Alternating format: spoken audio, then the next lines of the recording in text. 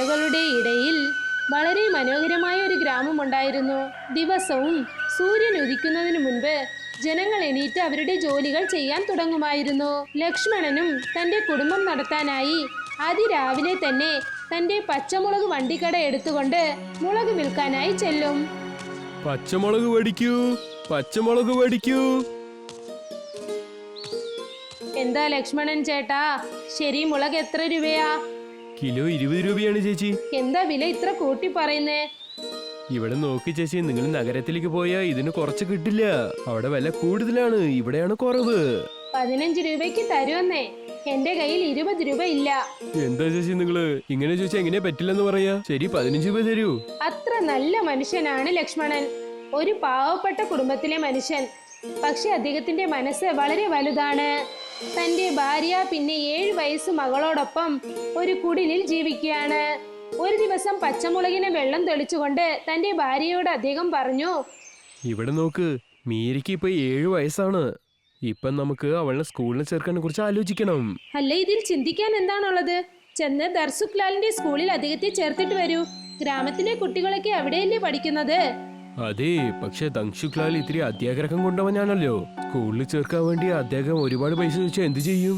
ഇവിടെ ഇരുന്ന് സംസാരിച്ചാൽ എങ്ങനെ മനസ്സിലാകാനാ? അവിടെ ചെന്ന് തിരക്കിയാലല്ലേ കാര്യം അറിയൂ. പിന്നെ ദൻസുഖ്ലാൽ നിങ്ങളുടെ കസ്റ്റമർ അല്ലേ? ഒരുപക്ഷെ നമ്മുടെ മകളിന് അദ്ദേഹം ഫ്രീ ആയി സീറ്റ് നൽകുകയാണെങ്കിൽ. ശരിയെന്നാ ഇപ്പൊ തന്നെ ചെന്ന് നോക്കാം. ഭാര്യ പറഞ്ഞതുകൊണ്ട് ലക്ഷ്മൺ ഗ്രാമത്തിലെ ജമീന്ദാറായ ദൻസുഖ്ലാലിന്റെ പള്ളിക്കൂടത്തിലേക്ക് ചെന്നു. പണം ഉണ്ടാക്കാനായാണ് അദ്ദേഹം ആ സ്കൂൾ നടത്തുന്നത്. പക്ഷെ അദ്ദേഹത്തിന് ഇഷ്ടമില്ലാത്ത ആർക്കും അഡ്മിഷൻ തരില്ല. ദൻസുക്ലാൽ മുതലാളി നമസ്കാരം. വാ വാ ലക്ഷ്മ, എന്താ കാര്യം പറയൂ. എന്റെ വീട്ടിക്ക് പച്ചമുളക് നീ അയച്ചല്ലോ. അതെ അതെ, ഞാൻ 2 ദിവസം മുമ്പ് തന്നെ അത് അയച്ചു വിട്ടു. ശരി, ഇപ്പൊ എന്താ കാര്യം? ഇവളാണ് എന്റെ മോള്. ഇവളുടെ പേരാണ് മീര. ഇപ്പോഴാണ് ഇവൾക്ക് വയസ്സ് 7 ആയത്. അതാ ഞാൻ എന്താ വിചാരിച്ചെന്ന് വെച്ചാ ഇവളെ സ്കൂളിൽ ചേർക്കാമെന്ന് ആലോചിച്ചു. ചെന്ന് ഓഫീസില് 30,000 കെട്ടിയേക്ക്. പിന്നെ നിന്റെ മോള് നാളെ തൊട്ട് സ്കൂളിൽ അയച്ചേക്ക്. മുതലാളി 30,000 രൂപയോ? ഇത്ര പൈസ ഞാൻ എങ്ങനെയാ കൊടുക്കുക? ഞാൻ എന്റെ പച്ചമുളക് വണ്ടിന് വിറ്റാ പോലും എന്നെ കൊണ്ട് അത്ര പൈസ തരാൻ പറ്റില്ലല്ലോ. എടോ, നിനക്ക് പൈസ തരാൻ പറ്റില്ലെങ്കിൽ പെട്ടെന്ന് ഇവിടുന്ന് പൊയ്ക്കോ. എന്തിനാ നിന്റെ മോളെ ഇവിടെ വിളിച്ചുകൊണ്ട് വന്നത്? ഇവിടുന്ന് പൊയ്ക്കോ. മുതലാളി ഇങ്ങനൊന്നും പറയല്ലേ. നിങ്ങൾ തന്നെ ഇവിടെ പഠിക്കാൻ സഹായിച്ചില്ലെങ്കിൽ ഇവിടെ ആരാ സഹായിക്കുക? ഗ്രാമത്തില് വേറെ സ്കൂള് പോലും ഇല്ല. അതിന് ഞാൻ എന്താ ചെയ്യാ? വെക്ക ഇവിടുന്ന് പൊയ്ക്കോ. പൈസ ഇല്ലാതെ ഇവിടേക്ക് തിരിച്ചു വരരുത്. എന്റെ സ്കൂളിൽ അവരവന്റെ സ്വന്തം കുട്ടികൾ പഠിക്കണമെങ്കിലേ അവരടുത്ത് നല്ല പൈസ വേണം. ഇപ്പൊ നീ ഇവിടുന്ന് പോകുന്നോ അല്ല കഴുത്ത് പിടിച്ച് പുറത്ത് തള്ളണോ? ലക്ഷ്മണൻ ദൻസുഖ്ലാലിന്റെ കാൽക്കൽ വീണു. സെക്യൂരിറ്റി, പുറത്ത് ആരുമില്ലേ? അകത്ത് വരൂ.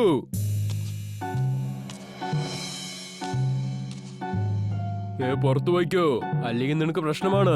വേഗം ചെല്ല്. പോ. എടോ, വേഗം പോയിക്കോ, വേഗം. മുതലാളി ഒന്ന് ദയവ് കാണിക്കൂ.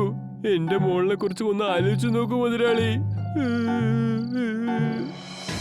ദൻസുഖ്ലാൽ ഇങ്ങനത്തെ ഒരു ചീത്ത മനുഷ്യനാണ്. പണത്തിന്റെ കാര്യത്തിൽ വലിയ അത്യാഗ്രഹി. ഇവിടെ നോക്കൂ ശർമ്മ സാർ, ഇപ്പൊ എന്റെ അടുത്ത് പൈസ ഇല്ല. 2 മാസം ക്ഷമയോടെ ഇരിക്കാൻ വേണ്ടി നിങ്ങളാണ് പറഞ്ഞത്. അതിനുശേഷം നിങ്ങളുടെ മകളെ സ്കൂളിലേക്ക് വരാൻ വേണ്ടി ഞാനാണോ പറഞ്ഞത്? അല്ലല്ലോ. അതെ, പക്ഷെ ഞാൻ പൈസ എടുത്തുകൊണ്ട് വന്നിട്ടുണ്ട്. പിടിക്കൂ. ഇതിൽ 50,000 രൂപയുണ്ട്. ഇതേപോലെ നിങ്ങളുടെ മകൾക്ക് ഫീസ് കെട്ടിക്കൊണ്ട് തന്നെ ഇരിക്കൂ. അപ്പൊ നിങ്ങളുടെ മകള് ഒരു ദിവസം വലിയ ആളായി വരും. ഇവിടെ നോക്കൂ, സ്കൂളിന്റെ ചെലവൊക്കെ ഇത്തിരി കൂടി വരികയല്ലേ. ടീച്ചിങ് സ്റ്റാഫ് പിന്നെ നോൺ ടീച്ചിങ് സ്റ്റാഫ് എല്ലാവരെയും നമ്മൾ നോക്കണമല്ലോ. ആ ചെലവിനൊക്കെ ഞാൻ എവിടെയാ പോവാ? ശരിയാണ് നിങ്ങൾ പറയുന്നത്. ആരദ്ദേഹത്തിന് കാശ് നൽകുന്നുവോ അവർക്ക് ആവശ്യമുള്ളതൊക്കെ ദൻസുഖ്ലാൽ ചെയ്യും. പിന്നെ ലക്ഷ്മണനെ പോലുള്ള ആളുകൾക്ക് പണം നൽകാൻ സാധിച്ചില്ലെങ്കിൽ അവരെ അപമാനിക്കും. മകൾക്ക് സ്കൂളിൽ അഡ്മിഷൻ കിട്ടാത്തത് കൊണ്ട് ലക്ഷ്മണൻ വളരെ വിഷമിച്ചു. ഒരു ദിവസം അദ്ദേഹം തന്റെ വണ്ടിയും കൊണ്ട് വഴിയിൽ പോവുകയായിരുന്നു. അപ്പോൾ അദ്ദേഹം ആലമരത്തിനടിയിൽ ഒരു സാധുവിനെ കണ്ടു. ഇവിടെ നോക്കൂ മകനെ, നീ എങ്ങോട്ടാ പോകുന്നത്? അത് പിന്നെ സ്വാമി, എന്റെ പച്ചമുളകാനി ഞാൻ വിൽക്കാൻ പോവാണ്. അങ്ങനെയാണോ? ഒന്നിങ്ങോട്ട് വന്നേ. എന്താ സ്വാമി പറയൂ. നിന്റെ അടുത്ത് ഇത്തിരി കുടിക്കാൻ വെള്ളമുണ്ടോ? എനിക്ക് നന്നായിട്ട് ദാഹിക്കുന്നു. 1 മിനിറ്റ് സ്വാമി, ഞാൻ ഇപ്പൊ തന്നെ കൊണ്ടുവരാം. നല്ലത് മോനെ, കഴിക്കാൻ എന്തെങ്കിലും നീ വെച്ചിട്ടുണ്ടോ?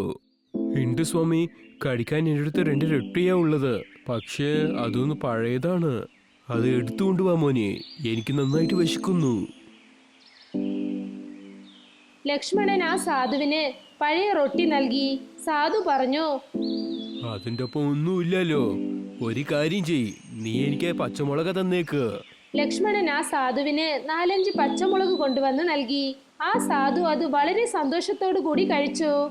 അത്ഭുതം മോനെ, എന്റെ മനസ്സിന് നല്ല ശാന്തിയുണ്ട്. സാധുവിന് ഒരുപാട് തൃപ്തിയായി. അദ്ദേഹം കാറ്റത്ത് തന്റെ കൈകൾ ചുറ്റി. അദ്ദേഹത്തിന്റെ കയ്യിൽ 1-2 പച്ചമുളകുകൾ വന്നു. അത് ലക്ഷ്മണന്റെ കയ്യിൽ നൽകിയിട്ട് പറഞ്ഞു, മകനെ, ഇതെടുത്തോ. ഇന്ന് നീ എന്നെ സന്തോഷിപ്പിച്ചു. വിശപ്പോടെ ഇരുന്നവനെ നീ സഹായിച്ചിരിക്കുകയാണ്. ഈ മിളകെടുത്തോ. ഇത് നീ അടുത്ത് വെച്ചുകൊണ്ട് നീ എന്ത് ചോദിക്കുന്നു അത് നിനക്ക് കിട്ടും. ലക്ഷ്മണന് അതൊട്ടും വിശ്വാസമായില്ല. സാധു വെറുതെ കളിയാക്കുകയാണെന്ന് കരുതി. പക്ഷേ ലക്ഷ്മണൻ സാധു പറഞ്ഞതിനു വേണ്ടി അദ്ദേഹത്തെ വണങ്ങിയിട്ട് അത് അവൻ കയ്യിൽ വാങ്ങി. ലക്ഷ്മണൻ തന്റെ വീട്ടിലേക്ക് വന്നതും അദ്ദേഹത്തിന്റെ മകൾ കരഞ്ഞുകൊണ്ട് എന്തു പറഞ്ഞെന്നാൽ, അച്ഛാ, ഞാൻ സ്കൂളിലേക്ക് പോകണം. അങ്ങനെ സാധിച്ചില്ലെങ്കിൽ ഞാൻ ആഹാരം കഴിക്കില്ല. മോളെ, ഇങ്ങനൊന്നും ചെയ്യാൻ പാടില്ല. ഭക്ഷണം കഴിക്കി. നീ നാളെ തൊട്ട് സ്കൂളിലേക്ക് പോകാം. എങ്ങനെ പോകാൻ സാധിക്കും? നമുക്ക് സ്കൂളിലേക്ക് എത്താൻ കാശില്ലല്ലോ അച്ഛാ. ഇവിടെ നോക്കു മോളെ, പോകും, തീർച്ചയായിട്ടും പോകും. ഇപ്പൊ നീ ഭക്ഷണം കഴിക്കി, പിന്നെ ഉറങ്ങിക്കോ. രാവിലെ എണിച്ചിട്ട് നമുക്ക് സ്കൂളിലേക്ക് പോകാം. ഇത് നേരാണോ അച്ഛാ? തീർച്ചയായിട്ടും പോകും. ലക്ഷ്മണന് തന്റെ മകളുടെ സങ്കടം കാണാനായില്ല. എന്തെങ്കിലും ചെയ്ത് തന്റെ മകളെ സ്കൂളിലേക്ക് അയക്കാൻ അദ്ദേഹം തീരുമാനിച്ചു. അപ്പോഴാണ് സാധു നൽകിയ പച്ചമുളക് അദ്ദേഹത്തിന് ഓർമ്മ വന്നത്.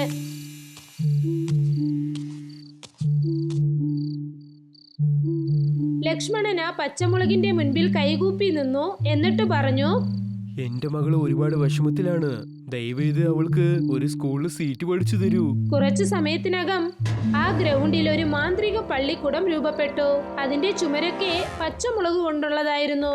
ഇത് കണ്ടിട്ട് ലക്ഷ്മണന് സന്തോഷം സഹിക്കാനായില്ല. പള്ളിക്കൂടത്തിന്റെ കതകു തുറന്നു. അവിടെ നിന്നും ഒരു ടീച്ചർ പുറത്തേക്ക് വന്നു. ഹലോ ലക്ഷ്മൺ, ഇതാണ് പച്ചമുളക് കൊണ്ട് നിറഞ്ഞ മായ സ്കൂള്. ഇവിടെ നിങ്ങളുടെ മകളോടൊപ്പം ചേർന്ന് കുറെ പേര് ഗ്രാമത്തിലിരി കഷ്ടപ്പെടുന്നവരും പഠിക്കാം. അതും മുഴുവനും ഫ്രീ ആയിട്ട് പഠിക്കാം. കുട്ടികൾ പഠിച്ച് ജീവിതത്തിൽ മുന്നേറും. തീർച്ചയായിട്ടും ഇതൊക്കെ ജീവിതത്തിൽ നടക്കുവോ?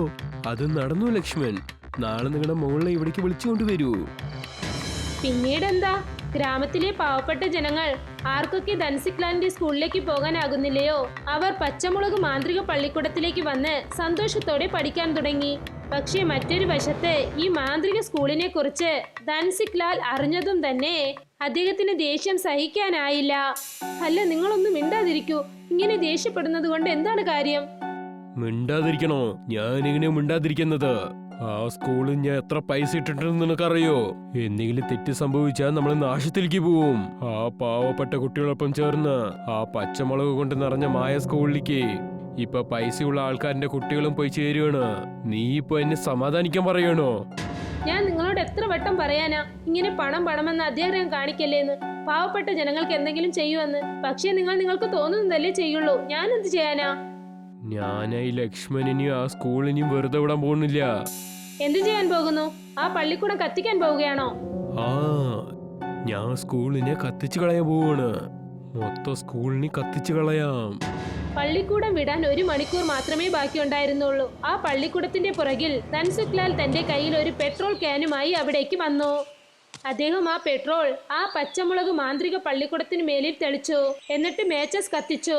ആ മേച്ചസ് കത്തിച്ച് ആ സ്കൂളിന് പുറത്തിട്ടതും തന്നെ ധൻസിക്ലാലിന്റെ വയറിൽ 100 പച്ചമുളക് കത്തുന്നത് പോലെ തോന്നി. എരിവ് സഹിക്കാതെ നിലവിളിച്ചു, എന്റെ ദൈവമേ, ഇവിടെ എന്താ സംഭവിക്കുന്നത്? രക്ഷിക്കൂ, രക്ഷിക്കൂ! എരിവ് കാരണം അത്രത്തോളം നിലവിളിച്ചു. സ്കൂളിലെ ചില കുട്ടികൾ, ലക്ഷ്മൺ, പിന്നെ അവിടെയുള്ള ടീച്ചേഴ്സ് ഒക്കെ അവിടെ വന്നെത്തി. അദ്ദേഹം നിലവിളിക്കുന്നത് കണ്ടിട്ട് ടീച്ചർ എന്തു പറഞ്ഞെന്നാൽ, കണ്ടോ ധൻസുഖ്ലാലേ, നിങ്ങളുടെ ബുദ്ധി കാരണം സംഭവിച്ചത്. നിങ്ങൾ സമ്പാദിക്കാൻ വേണ്ടി ഒരു നല്ല സ്കൂളിലല്ലേ നിങ്ങൾ കത്തിക്കാൻ നോക്കിയത്. ഈ ഗ്രാമത്തിലെ പാവപ്പെട്ട കുട്ടികള് നിങ്ങളുടെ സ്കൂളിൽ എങ്ങനെയാ പൈസ കെട്ടുക? പറയൂ. പിന്നെ നിങ്ങളുടെ സ്കൂളിൽ ആരാണോ പൈസ കൊടുക്കാൻ പറ്റാത്തത് അവരെ നിങ്ങൾ വീട്ടിൽ അയക്കുകയാണ്. പാവപ്പെട്ടവനെ പറ്റിച്ച് നിങ്ങൾ പൈസ ഉണ്ടാക്കാൻ ശ്രമിക്കുകയാണോ? അത് തീർച്ചയായിട്ടും നടക്കില്ല. നിങ്ങൾ ഈ ഗ്രാമത്തിന്റെ ആളല്ലേ. നിങ്ങൾ ഈ ഗ്രാമത്തിന്റെ വളർച്ചയെ കുറിച്ച് ആലോചിക്കേണ്ടതല്ലേ. നിങ്ങളെ കുറിച്ച് മാത്രം ആലോചിക്കരുത്. എന്നെ ക്ഷമിച്ചേക്കൂ. ഞാൻ എന്റെ തെറ്റിനെ നന്നായി മനസ്സിലാക്കിയിരിക്കുന്നു. എന്നെ ഈ ചൂടിൽ നിന്ന് രക്ഷിക്കൂ, അല്ലെങ്കിൽ ഞാൻ മരിച്ചു പോവും. എന്നെ രക്ഷിക്കൂ. ടീച്ചർ കാറ്റത്ത് തന്റെ കൈ ചുറ്റി. അദ്ദേഹത്തിന്റെ കയ്യിൽ ചില മുളകുകൾ വന്നു. ഇന്ന് ഈ മുളക് കഴിക്ക്. ഇത് കഴിച്ചാൽ നിന്റെ വിഷമങ്ങളൊക്കെ മാറും. ആ മുളക് കഴിച്ചതും ധൻസിക്ലാലിന്റെ എരിവ് കുറഞ്ഞു. അദ്ദേഹം ലക്ഷ്മണന്റെ മുൻപിൽ കൈകൂപ്പി തന്റെ കുറ്റബോധം കാരണം കണ്ണു നിറഞ്ഞു നിന്നു. ലക്ഷ്മൺ, എന്നെ ക്ഷമിച്ചേക്ക്. പൈസന്റെ അത്യാഗ്രഹം കൊണ്ട് ഞാൻ കണ്ണുപൊട്ടനായിരിക്കാണ്. ഏതാണോ ശരി ഏതാണോ തെറ്റെന്നറിയാൻ ഒരു വ്യത്യാസവും അറിയാതെ എനിക്ക് പോയിരിക്കുകയാണ്. പക്ഷെ ഇപ്പൊ ഞാൻ എന്റെ തെറ്റെല്ലാം ഞാൻ മനസ്സിലാക്കിയിരിക്കുകയാണ്.